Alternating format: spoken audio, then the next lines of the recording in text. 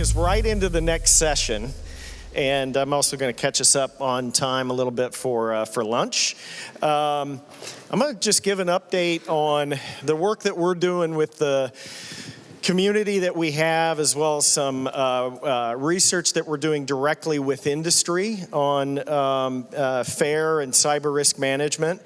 I'll start just by saying we're at a very interesting moment with cyber risk management and with FAIR, right? So the question from Tim, I think, highlighted it. Some of the comments from Runley and Andrew, certainly hit on this, that there's enormous innovation, evolution, et cetera, occurring in risk management and cyber risk management. This is a unique opportunity as well as a unique challenge for us to embrace. So the first thing I put up here was just what is our vision?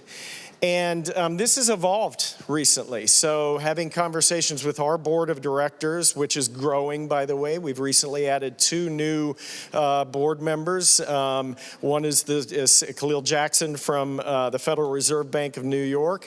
The other is Alex Antuk from Abuitas Power in the Philippines. So just fascinating to see the folks that we're kind of working with and expanding on what we do. And so having conversations with the board, we've evolved the vision of the FAIR Institute just a bit.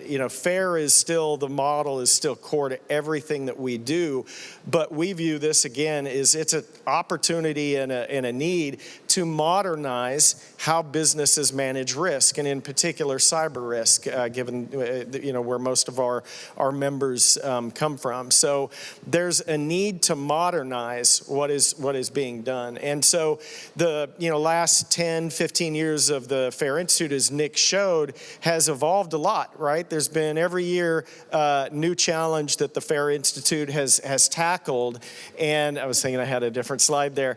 And so we've continued to look at things differently. And this year, you've had the theme of this event is managing risk at the speed of the business.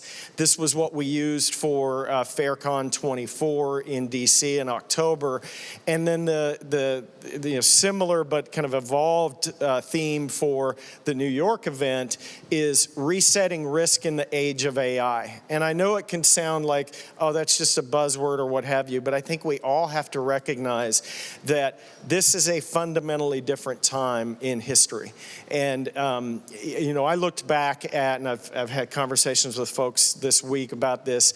If you're old enough, I've had these conversations about how I remember in the 90s, all of the promise and uncertainty associated with the internet and the .com boom at the time that became the bust. That was a very both exciting time and kind of it had a lot of associated with a lot of risk. That's nothing compared to today. So we as risk professionals have to evolve how we address risk. And so a lot of what we talk about is how do we use technology to do that? How do we use AI to do that? And I think for us not to talk about that is doing a disservice. So since I've come in, I've really embraced that. And I said, you know what? We're going to talk more than just about the FAIR model. And we're going to start extending upon that. A lot of the work had already been done. So let me show you just a bit. I'm going to start with some preliminary results. So we have not published any of this. We're still even doing the data collection, still doing the analysis of the state of cyber risk management research. Some of you may have been invited to participate. Maybe some of you have participated in this research. We've had about 300, at the time I got the preliminary data, 379 professionals respond to this. The interesting thing was when I was collaborating with with both GuidePoint Security, who is our partner on this, and then Hanover Research, which is the firm that I've used several times, but used this for this research to execute it. And we collaborated on, who do we qualify when we, execute this survey? Who qualifies for this? There's criteria that we put in. What I didn't really kind of expect is how much that would sort of drive mature bias in our results. So I'm just going to share that right now. The results, the people who responded this came from generally larger companies, and generally companies, or pretty much exclusive companies, with a cyber risk management program. So keep that in mind when you look at some of the data, is it skews mature. So the first thing that one of the first things we asked about is we just wanted to know, have you adopted FAIR? So obviously coming from our perspective, we're very interested in that. And again, to my surprise, and this is where I realized, this is a mature sample that we have. We had about 24% said they've adopted FAIR in their cyber risk management. Another 22% said they plan to. And I don't know, maybe I'm too cynical, but I was like, wow, I'm surprised by that. So that was a very positive outcome. But again, consider that is of, organizations that have an established program. And then there's about half, 53%, who have not adopted it, a small slice that haven't heard of it. So that's interesting. The awareness is high, the adoption is really strong, and it's being, continuing to be adopted. Another thing we asked about is kind of the why. What outcomes are you seeking? What are most important? This question, we asked them to identify their top three out of a list of, I don't know what it was, 10 or 15 different outcomes. And you can see the top ones here. The one, again, at the top surprised me: financial impact and cost management. It maybe shouldn't be surprising. When Jack created FAIR, he was a CISO, and the question he was addressing was from his board, and they were saying, look, we're spending a lot on cybersecurity. You're asking for more. How do we know we're getting value for that? So in a way, I'm like, I probably shouldn't be surprised by that one being such a high requirement or factor in the adoption of cyber risk management. Risk reduction was the one I expected to be the top. So, and thank God, at least it is, very closely, to the first. And then you see compliance, right? My favorite quote, I think this morning has been, it was, I think, Paul from Protiviti said, all the regulations and standards, they won't get you where you need to be from a risk perspective. So I will say that, but we all have to, comply with the laws. In our training over the last couple of days, we had kind of a funny story about, the accountability for cyber risk in organizations and how that's changed, and that nobody wants to wear an orange jumpsuit. So that kind of accountability is I think, certainly related to this outcome. And then the last thing I'll point out here is, in this research, we asked about, what value, what outcomes have you achieved with FAIR and cyber risk management, cyber risk quantification generally? So pulling different slices from this, what we found is that, again, organizations of all types are getting value in terms of risk reduction, credibility with their organization, optimized cybersecurity spending, budget justification. That's all still fairly strong. But look at the difference for organizations that rated themselves as successful or very successful with FAIR. The difference is significant. And it might be, like a little bit of a no-brainer, right? If they're successful with something, they'll achieve better outcomes. But what surprised me is it wasn't just financial quantification that did it. It was FAIR, and that's probably just due to so much rigor that has come from adoption of FAIR versus just maybe other approaches to financial management. So the values there. Still digging into the data, and I haven't gotten the final set of data, and I haven't even gotten the final report that I'll get from Hanover. But we will publish the results. The goal is to publish later this month here in June. So look forward to that, and in future years, would love to have more folks participate in it. But really happy with that. So now let's talk evolution of cyber risk management from a FAIR perspective. Where are we headed and why? So I mentioned earlier, FAIR's evolving. The FAIR model is 20 plus years old, effectively. And the adoption, as you saw, is significant. I am, as I said when I opened up today, I'm always surprised about where we see FAIR that, I just had no idea. A lot of it is like universities that are teaching FAIR that aren't one of our partner universities, and that's wonderful. Like, I love to see that. Recently, I heard Pepperdine was teaching FAIR. I don't think they were on our list. And so I think all that is good. It's great to see the maturity with FAIR.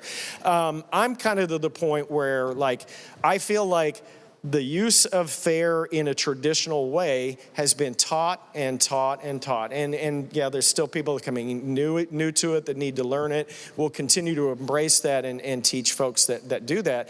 But we looked at it and said, okay, how do we extend upon that? The core FAIR model is valuable, it's fantastic, but how do we extend upon it? So the first thing that occurred was what's called FAIRCAM. I know that's a bit of an eye chart, but you've got, the core FAIR model is on top. The FAIR Controls Analytics model, FAIRCAM, is the lower left. And what that is, as Jack Jones, who developed it initially, what it is it is a unique controls framework that not only addresses the function of controls, but what he says is their physiology. I love he describes it as a physiology, which the important thing there is that FAIRCAM doesn't just say, here are your controls, and kind of from like almost a compliance or checkbox perspective. It shows their relationship to the FAIR model, and very specifically to FAIR factors. It also shows the relationship of FAIR controls to one another. And so some people look at that and they go, well, why was that developed? Why did Jack, do that? Well, this was when, it's about 4 years ago. And Nick said this earlier, 5 maybe now, during COVID. And the challenge was, they were trying to figure out, frankly, for RiskLens at first, they were trying to figure out, how do we take control assessments, controls data, so whether it's checklists or you've got, automated assessments that you've done, how do you use that information to update your risk as per the model? Right? So if you're doing this, just using estimations, you've got an analyst that's looking at your control environment, and they can do a lot just from that perspective and kind of estimations. But when you throw data at it and you say, how is this driving or determining or impacting risk, it requires more of a structured framework. And that's why FAIRCAM was built. It was built largely to do that. Now, it's a wonderful mental model for controls, right? So that physiology, that relationship to the FAIR model, it's extremely useful. It's one of the reasons we teach it in our new class. We teach the FAIRCAM model because it is so important to understand the relationship and that physiology. But to actually use it, people always ask this question, how do I actually use that? Well, if you're going to use a lot of data to drive that, it's going to be challenging to do it in a manual way. So it was originally developed to address a problem of how do we start to scale and use data to drive the FAIR risk analysis. And then on the right side, FAIRMAM also very interesting because FAIR always had the 6 forms of loss. If you know FAIR, you know the 6 forms of loss. And those have stood the test of time as well. However, there was work done, again, RiskLens had these helpers to define, okay, how do we take, maybe things directly from our environment. Maybe it was the number of PII records or something like that, or maybe it's even things like revenues. How do we use that to understand the 6 forms of loss better? And so a lot of work done again over the years, and then collaboration with the cyber insurance community. And then the final straw was probably where this thing got its name, which was the cyber disclosure requirements that came out from the U.S. Securities and Exchange Commission. That created new accountability for disclosures, for public disclosures, related to both incidents and the management of cyber risk. And so that was kind of the straw that said, like, okay, we need more rigor in the approach to understanding both losses and then loss materiality. So through all that work that's been done, there's now a more granular model, FAIR-MAM, the materiality assessment model. It's got 10 categories, 26 subcategories of risk. And the beauty of that is it just provides a more specific way of understanding the loss side of the loss magnitude side of the FAIR model. So all that's been, I think very wonderful, very foundational to extend that. We continue though to build on this. So I'm going to skip that one, and there's the FAIR-MAM. Now I'm going to talk about this. So about 4 months ago, we published a paper on a cyber risk management framework, the FAIR CRM framework. So the reason we did that was we wanted to show how these different pieces connected together.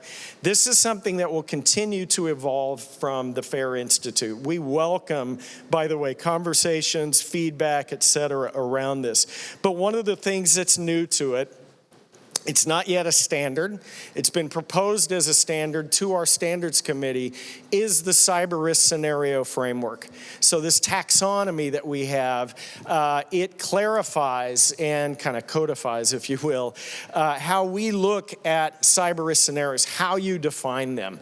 And it's not rocket science. It's based on things that everybody in the room is almost certainly familiar with. But what we found is that inevitably, when you talk to folks about like their risk register, the way they defined risks was problematic, especially from a FAIR perspective.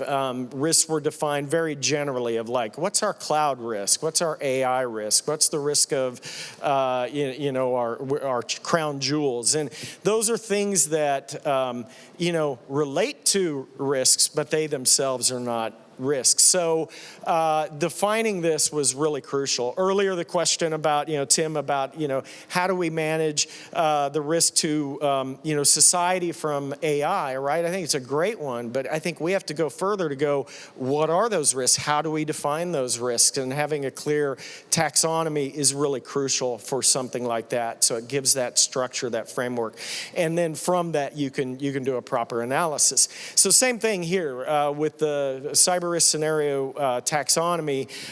It's a very structured approach to doing it. What's been published, and again, there's a paper, and all that is defined, is something that we know will continue to evolve. We have put that forward to our standards committee. We've already have things we know that we're going to change about that, some enhancements, but you'll see that evolve, over time as we get additional feedback. And then we think we'll probably prove that as a FAIR Institute standard in the next 2 to 3 months. So look forward to that. Again, kind of getting ahead of myself, but the model, you can see threat, asset, method, and effect. And when we expanded on that and looked at specifically what were some of the categories within that, you can see that there. One thing I'll just share about it is not intended to be exhaustive. We know there's a long tail to pretty much every one of those categories, but we hope by understanding what's there gives you a better idea of how you can apply it. Even if you have a category that's not defined there, you understand the intent and the definition of the category. One thing that keeps coming up, the definition of asset. Earlier, and I forget who it was, I was on the panel with Nick, talked about needing to have strong asset management practices. And I think this is a multifaceted thing, obviously. One is just understanding what assets that you have. The other thing, though, is understanding the business purpose of those assets. That is really, really crucial for this. So in the taxonomy, there's, things that are kind of more like a technology asset, but then there are things like business process generating revenue, business process, currently the term is generating costs. We'll probably make that more productivity related. There are other things like physical assets and cash and things like that, which sometimes surprise people to see that. But the point I'm making with that is that's the thing that helps you understand that connection with the business. And then on the far right with the effect, as we call it, that's FairCam. Those are the Fair MAM. It's the right side of the model, what you would expect to see there. The last thing that you saw on that framework was we had the cyber risk management system. So we really, through the FAIR Institute, have not talked about this much in the past. There's been, certainly discussions about it, but we feel like it's time now to talk about this. And back to how much is changing these days, how fast, the threat landscape evolves, how fast the data landscape that you're working with is evolving, the tools, et cetera. We can no longer just talk about a model. We have to talk about how do you implement this and how do you use technology to do that. So we're not being shy in tackling it. We're going to focus on it from more of a key capabilities, like how do you use certain things. So, you heard Runely talk about agentic AI. It's not just Runely talking about it. It's not just like, SAFE, and you'll hear Socket talk about it. It's EY is talking about it.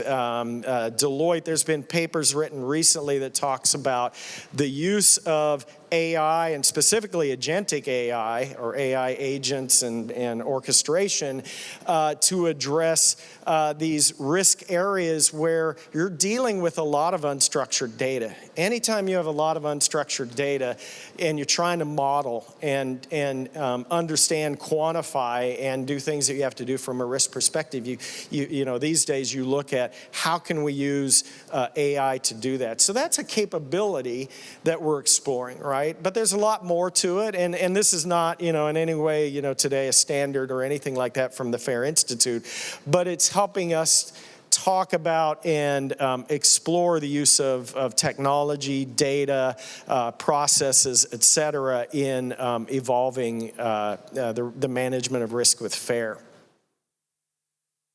So, all that said, let's take it back to where we are today.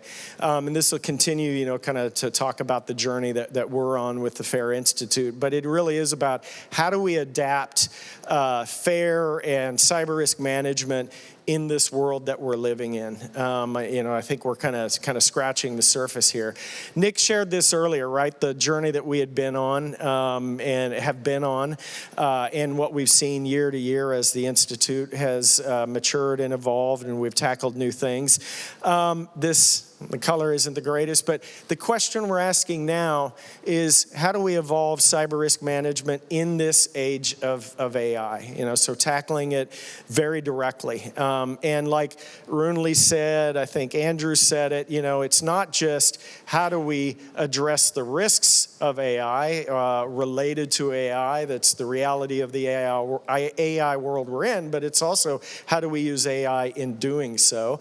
So all of that is core to where we're going. So, you think about where FAIR began. FAIR was, again, created by Jack Jones in the early 2000s. I mean, really as far back as 2001, he was working on it. Something he told me the other day I found very surprising is he built it originally as a qualitative model, not a quantitative one. So, it had value in just sort of driving conversations, but quickly he needed to answer that really tough question from the board, so went down the quantitative route.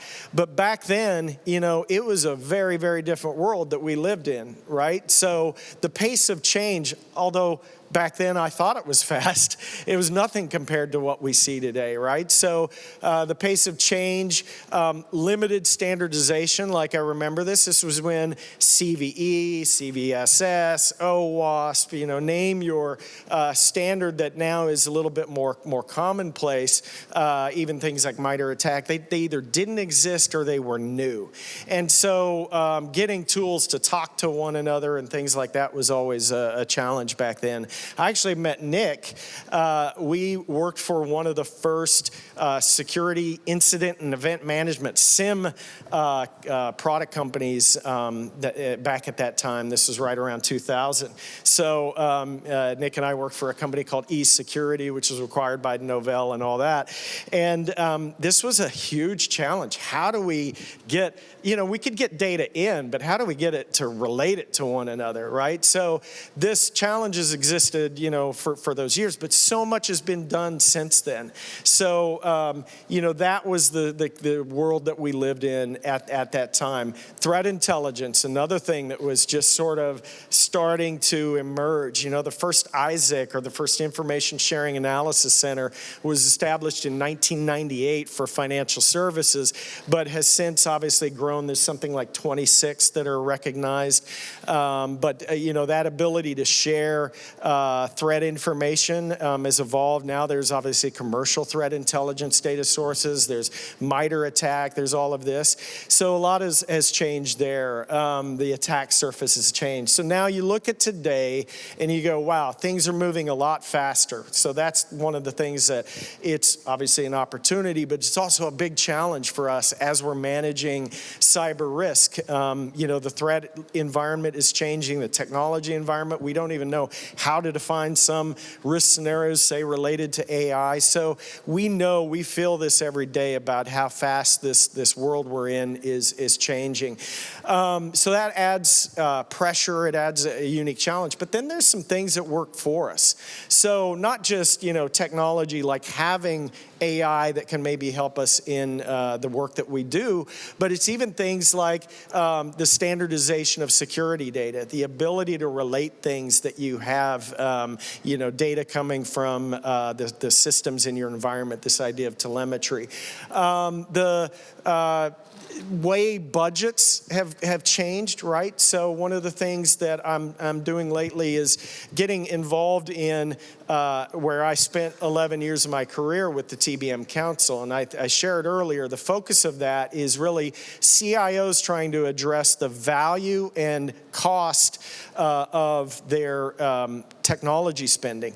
And one of the big questions that I've heard come up in several of the executive roundtables I've been able to participate in is, we're dealing with, we spend a lot of money on cyber, and we don't know if we're getting value for it. And I think, that's exactly the same problem that we were dealing with when Jack created FAIR. But it's coming from CIOs who are having to spend a lot of their budget on security, right? So it's not just a chief security officer concern. It's not just a chief risk officer concern. It's a CIO, it's a business unit leadership concern, et cetera, and increasingly a CFO concern. So, we're dealing with that today in a way that we never have. And I say that because, again, that makes you think about who are the consumers of this? How do we work with them in a collaborative way? How do we share data with them? So it's changing very much how we have to address risk. Okay, so two of the things that we're now looking at are what's the frequency by which you perform your analysis? So I've talked to a lot of folks and a lot of mature shops that are mature with FAIR. And I still find a lot of, we have a couple of dozen scenarios and we update them, typically once a year. Some, we update more frequently because of, certain conditions and all of that. But back to how dynamic the environment is, that's probably no longer, tenable. So we have to have an emphasis on how do we do this more continuously. So that's number one. And then the other thing is, what's the data that we have for this? Remember I talked about, like, we now have the ability to relate data in ways we haven't had before. We have AI that can take unstructured data and make it structured and help it, populate a model like FAIR. So how are we using that as well? So it's kind of gotten us thinking about, like, how does this change things? Another factor in this, and I'll pull up, this is another piece of data from the State of Cyber Risk Management research, is the use of AI in cyber risk management actually is, again, of this sample that we have of 379 respondents, the use is largely prevalent. You see 48% there that say they are using AI in cyber risk management. Now, I don't know exactly how, where, et cetera. We didn't get into that with the survey, so we don't know those kinds of details. But among more mature cyber risk management programs, that is already occurring. So I think the value and promise of it is known. So here's how we're looking at it. One is, if we look at this frequency and we go from periodic, whether that's once a year or what have you, to more continuous, we look at that as a spectrum. And then secondly is the data. What are you using? Are you relying on expert estimations, or do you have what might be at the other extreme with telemetry, from systems that provide near real-time or real-time data and detailed data. So if you look at it from this perspective, you'll see that there are certain types of scenarios that lend themselves to one of these quadrants, or what I call modes right now, of cyber risk management. The lower left of this, you think of like questions you have around, maybe it's risks related to the adoption of a new technology, AI being a great example, but it could be something as like, we're moving this data center to a public cloud provider. It could be, adopting a new enterprise system, what have you. So those are things that are point in time. You're looking forward, right? And you need to understand the risk. You might not have a lot of data from your systems that you can bring into it, et cetera. So it's largely based on estimations, and it's point in time, it's periodic. Many of those, like if you think about adopting a new technology, again, maybe you've moved things now to the cloud, that becomes something that you look at as potentially you can monitor and manage more continuously using telemetry. So the shift is in both perspectives, right? The data that you're using, which in part enables a more continuous approach to managing risk. This is for many organizations. I know a lot of you are doing that here, and a lot of you who aren't are maybe thinking about, how do you manage risk in this world? What does it mean to the way that we do analysis, the way we look at root cause, the way we do escalations, and so forth? So it brings both I think interesting promises and potential for risk management, but it also brings some new challenges, which is again why we as the FAIR Institute have to address that. The last thing I'll share is that it's not just those two. You can have types of scenarios where you have a lot of telemetry, but it's still point in time. And I'll go back to the cloud example. If you're looking at moving an environment to the public cloud, I know this may be a dated scenario for some folks, but if you're doing that, you probably have a lot of telemetry. You probably have a lot of data about your assets that you have maybe on-prem. You probably have a lot of data about the applications, the data about the environment that you might have. That you could be classified as telemetry that you can use for that kind of analysis. So even point in time can be based on telemetry or that kind of data. The other thing is the lower right. Even though you might have estimations, there's a lot of times a mix between, some things are estimation based, but some stuff is systems that we can connect in. And so even though you have estimations, maybe it's for financial impact of a given type of loss event. event, you can do that in a more continuous way. So I think it's something that's not an A or a B. It's sort of it's a spectrum along both dimensions. So hopefully you find that kind of valuable, but I think for us it's just something that we're leaning into and exploring, and will continue to evolve our thinking on. I think when you look at this and you go, okay, well, how does this, when we look at the difference, how does that change things?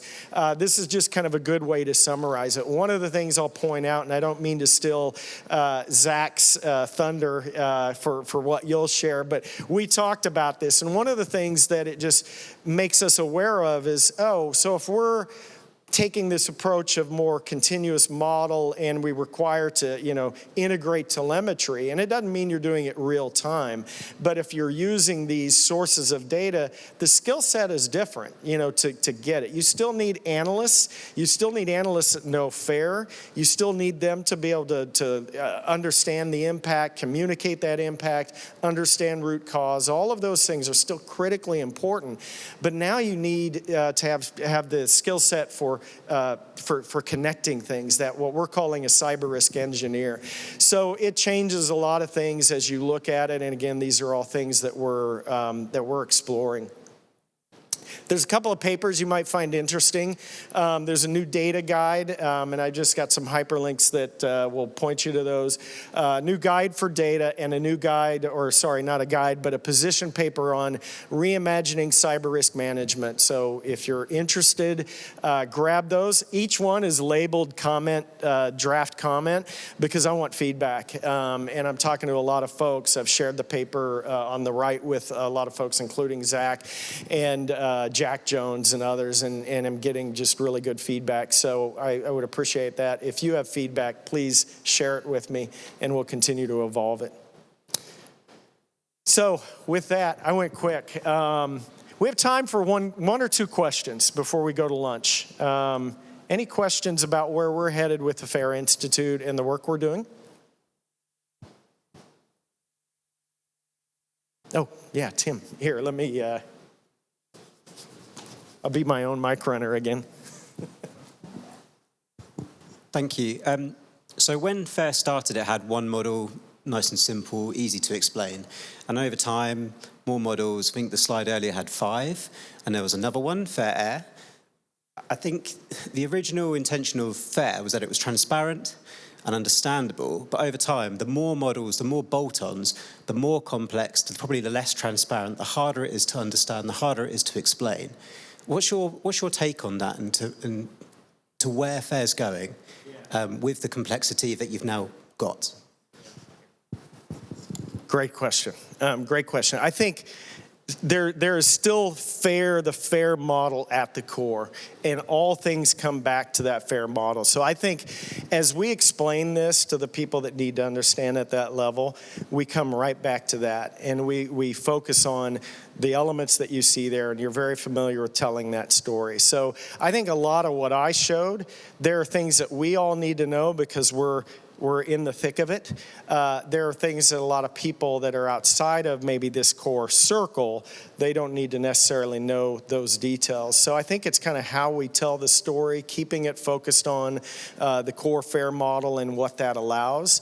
I think that's going to be what's important. The other thing I'll share is I think, and I'm guilty of this, but I think a lot of times we talk a lot about the how and not enough about the why and the outcomes. And so, for us, it's really incumbent to keep it focused on why the business should care about this and what those outcomes are.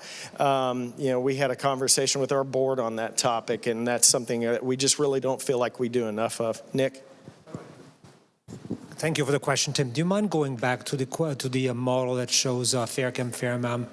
So I understand where you're coming from, but I want to point to something as we look at the model, is that the original FAIR model relied a lot, on analysts making subject matter estimates to provide inputs on threat event frequency or controls.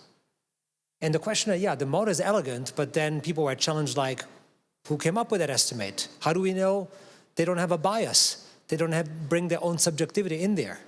While you can say, yes, there's another model underneath it that may look like complicated, but if I can then explain that we know there is a formal model that translates machine data into inputs that are now data-driven and objective, you may have a little bit more explaining to do, but you can stand it firm. And so it's in the first time, as you explain the first results in a more automated approach, there's a bit more explaining to do with model examiners, but then you're on rails. Versus if you keep things based on subjective estimates, you may have that still thinking all along, every analysis, do we have the right data? Do we think it right, et cetera? I was at a bank the other day, it says, we have 3 different fair trained analysts, and we're relying just on estimates. On the same object, they're coming up with different estimates. And so it's like, so yes, it may be more elegant, but so in other words, there's a trade-off between, can I say, how much explaining you want to do at what level, you know? You want to keep it high level and elegant, but then you can explain the analyst, can I say, estimates, or you want to explain the model and be more data-driven. So you got to, depending on the decision, you got to pick your poison there, yeah. Okay, great. Maybe one more question?